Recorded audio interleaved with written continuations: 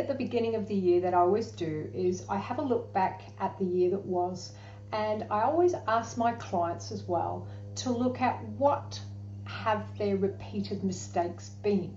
Now, these are usually the things that we have been totally inconsistent with doing, the things we failed to do, or that we've started numerous times and we haven't continued. So I'll give you a quick example. Let's imagine as one client I had, they'd had a gym membership for 2 years, and they'd pledged every year that they would go to the gym at least 4 times a week to really maximize their membership and get fit. Yet 2 years later, they still weren't going consistently. If they went once a week, on average, that was about the highest amount that they went.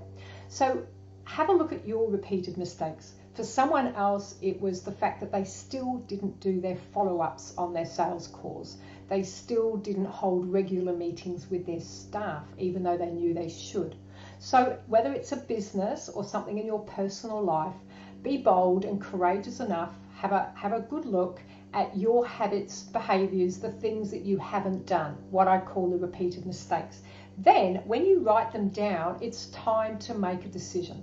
And what I suggest is you either do it or you ditch it, or in some instances, maybe you can delegate it. So let's take a look at the gym membership. If you're not using it, maybe it's time to get rid of it and find a more fun way of having exercise. Perhaps it's joining a friend and walking. Maybe it's just joining a small group in a new sport. Something that you can sprinkle in a bit of fun so it isn't so arduous and you haven't just got this thing blocked in your calendar that says I should go to the gym today when you know that you don't want to or you're tired.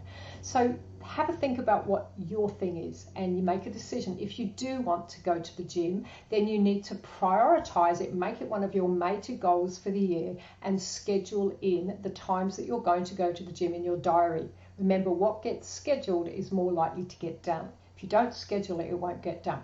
If you know that you haven't been doing your sales meetings regularly or your staff meetings, then again, make a decision that this is what you will do. Imagine yourself as the person who holds regular staff meetings. How will you feel? Become the person that you want to be and then commit and put these tasks in your diary and make them non-negotiable. Make sure you tick them off so that you reward yourself as well to help you get some momentum. If you were a really poor planner and you're still not planning your day, again, maybe that's one of your major focuses, that this year your intention is to become a brilliant, consistent planner. So write that down and then make a determined commitment that this is the year that you will nail this. And again, put it in your diary, schedule it in, and write it somewhere that you know this is what you are going to do. And you might have to find notes or notifications to remind yourself every day to do this. Yet when you start to do it, you will build momentum. However, a habit can take anything from around 66 days, this is the latest research, to 1 year. So imagine it, if you had nailed by the end of 2021, you were a master planner, or you fell in love with exercise, or you held regular sales or staff meetings, imagine the difference that that would have in your life, your business, and the ripple effects that would happen because you stuck to it. So that is the power of creating habits.